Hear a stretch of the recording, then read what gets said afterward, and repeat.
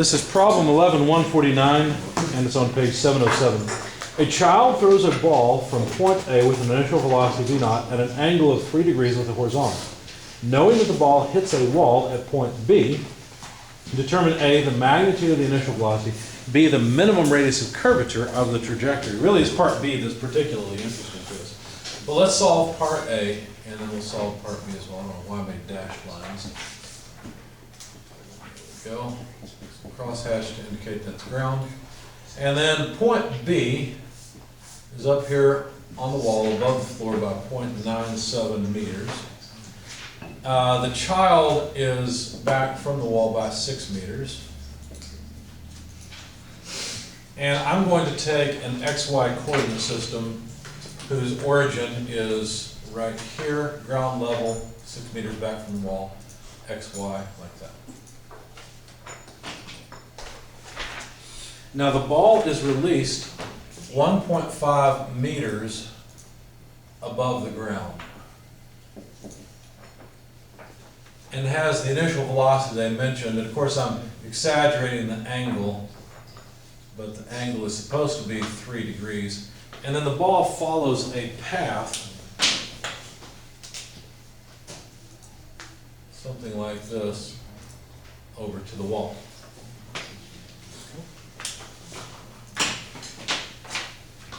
Any questions so far? All right. So the initial velocity in the x direction would just be the total velocity multiplied by the cosine of 3 degrees, correct? Also, the initial velocity in the y direction would be the initial velocity times the sine of 3 degrees. If we want to talk about the velocity of the ball in the x direction, well, that's just constant. It's the initial velocity in the x direction. And so what that means is that the position of the ball is the initial position of the ball plus the initial velocity times time. In other words, the ball just moves at a constant rate in the horizontal direction. In the vertical direction, things aren't quite so simple. The position, the y position, equals the initial position plus the initial y velocity times time minus g over 2t squared. In other words, 1/2 acceleration in y direction squared, but of course we know the acceleration in y direction is just negative g. So just plug it in. Now notice I've got time in both of these, but what I notice is I want some initial velocity. That's what they've asked me for. I've got a bunch of position information. It looks to me like if I could get rid of time, maybe I can make my life easier. So let's solve for time. From here, time equals, well, let's see, x minus x naught divided by v naught x, right? So I can plug that in for time in this equation. In fact, let me rearrange just a little bit. Let me put y minus y naught equals v naught y, and now t is x minus x naught over v naught x. Something like that would be better.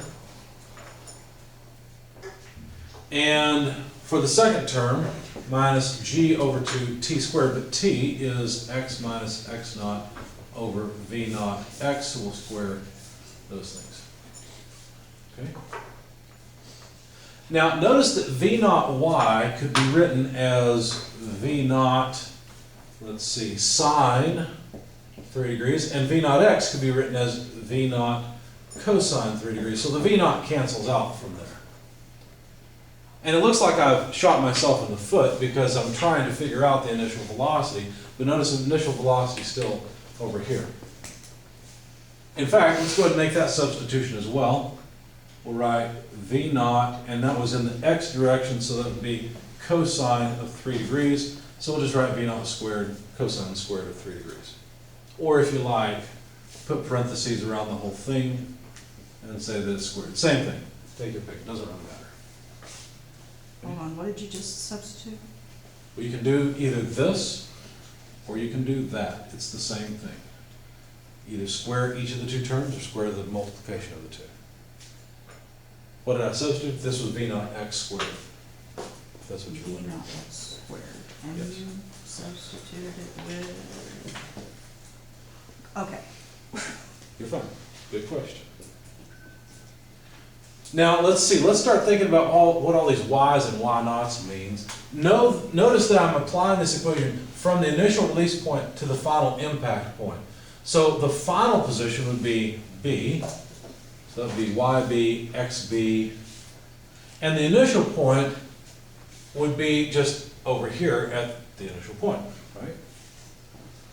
So I know where the ball ends up. I know where it began in terms of x. In fact, I'm taking x0 to be right at the release point. So x0, the initial x position, is just 0.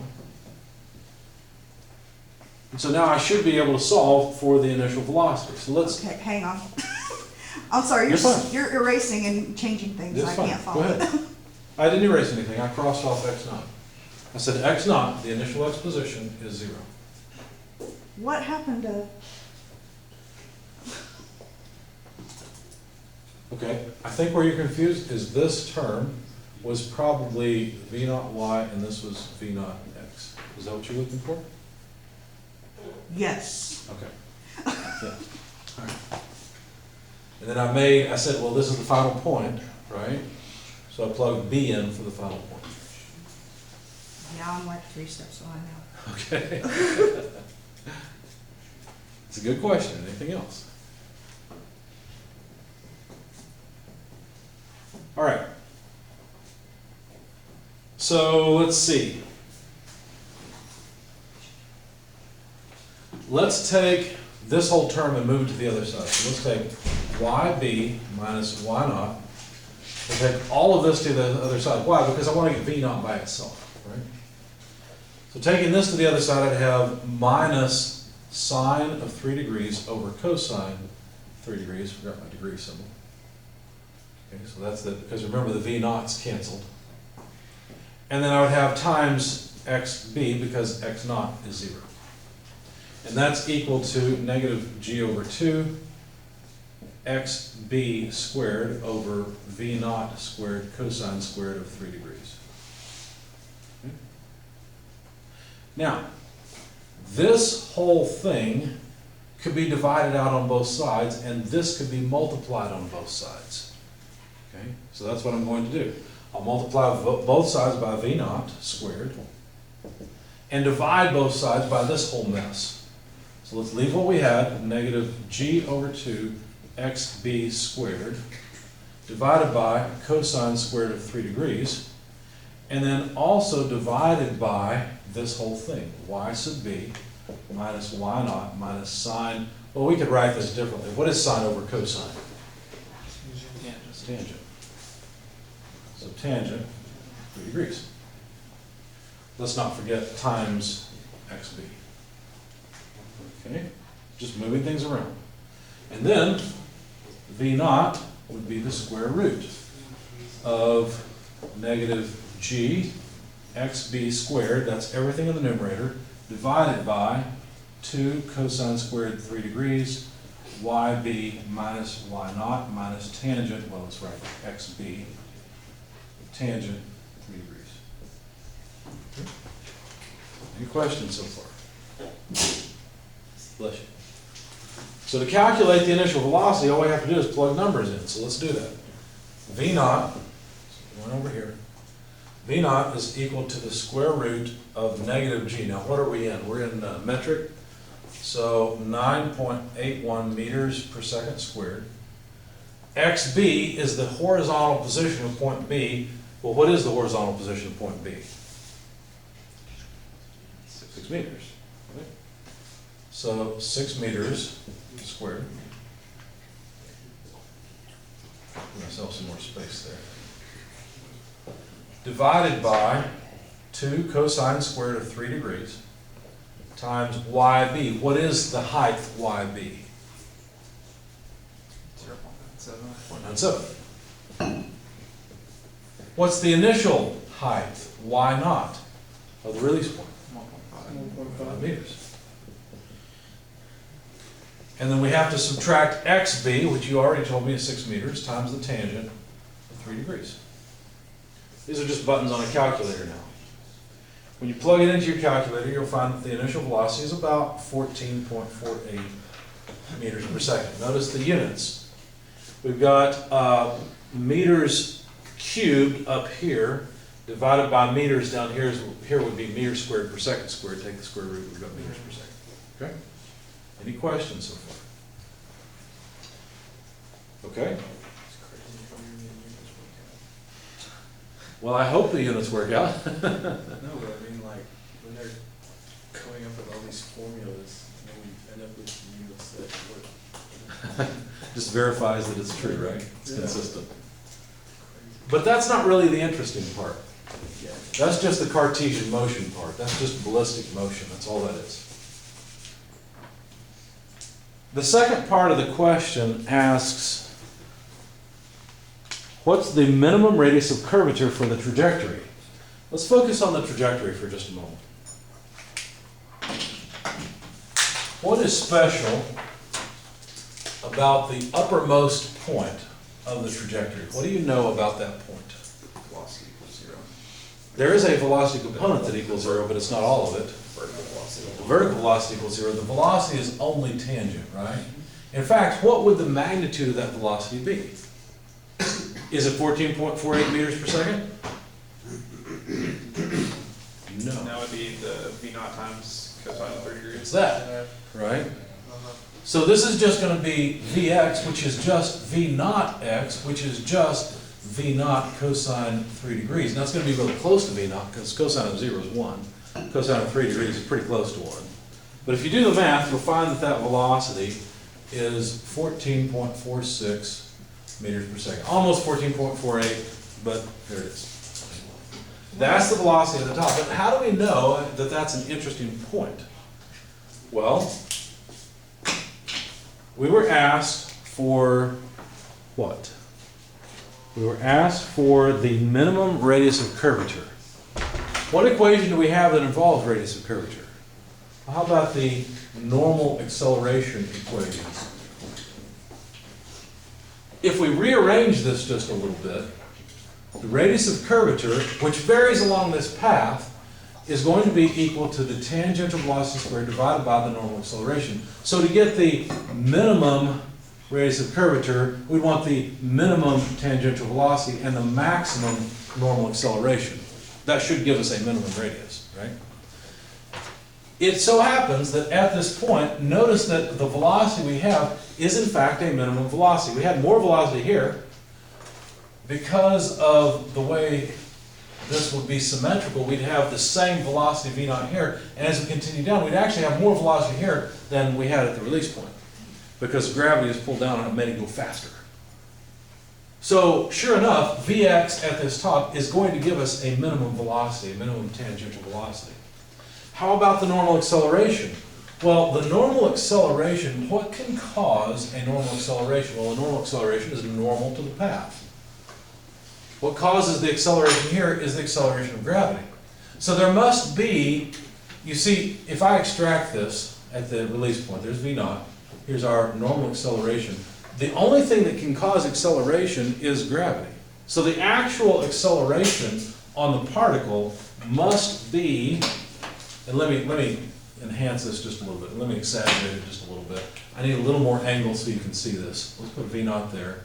Let's put A in there. All of the acceleration of the particle must be g, and it has to be like that. That must be the total acceleration. So what that means is there must be some normal acceleration to make it move along the path and some tangential acceleration so that the sum of the normal and tangential acceleration come out to g. See that? You've got a right angle here. So notice that the normal acceleration is smaller than g, except when it gets up here to this top point. At that point, the normal direction is straight down and all of the acceleration is g. All of the normal acceleration is equal to g there. So that would give us a maximum normal acceleration. So if we just take v naught x squared over g, that will give us the minimum radius of curvature, which occurs right here at the top, at the apex. Okay? Because we made sure to get the minimum velocity and the maximum acceleration, or maximum normal acceleration. So v naught x, 14.46 meters per second quantity squared, divided by 9.81 meters per second squared, gives us the radius of curvature, and that comes out to about 21.32 meters. Okay. Any questions about all this?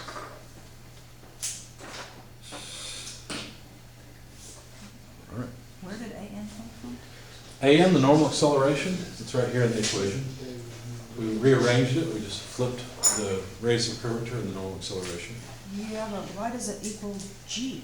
Because we wanted the maximum normal acceleration, and what Uh-huh. we just said is as we move around the curve, that normal acceleration is smaller until we get to the top where it's maximum, it's equal to G there.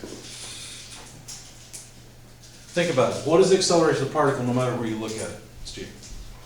Has to be, right? It's always G, it's always that much downward. But when is the normal acceleration all of G? Only at the very top.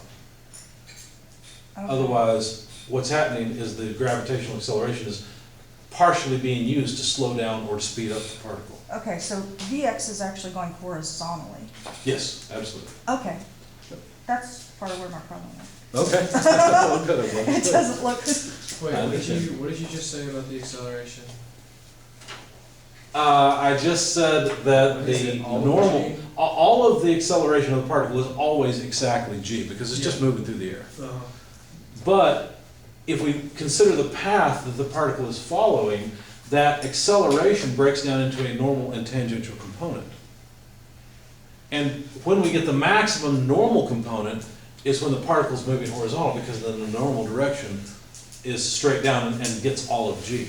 At this top, Oh. notice that the particle is not being accelerated in the tangential Yes. direction So, at all. yeah, you're speaking in terms of the radial path. Right. Yeah, Right. so where my mind was still locked in the, it's X, going Y. this way, so it's down, down, down. Right, right. Well, and it is, right? It's down the whole Yeah. way. It's just that it breaks up into a tangential and normal piece. Okay. So what we did there is we combined Cartesian coordinates with a path coordinate to come up with an answer. Yeah, I'm gonna take a while to get used to that. I understand. That's why we're going over it. All right, anything else? Good questions.